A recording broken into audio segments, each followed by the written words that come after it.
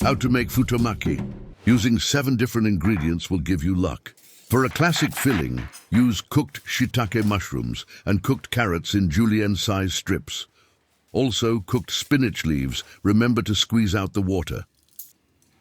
Cucumber, also in strips.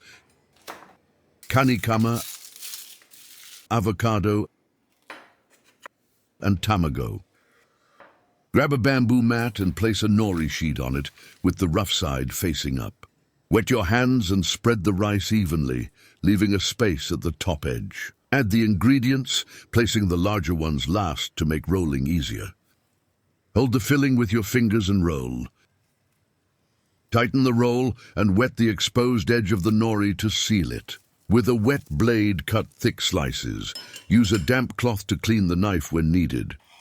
Serve with soy sauce, wasabi, and pickled ginger. Sayonara.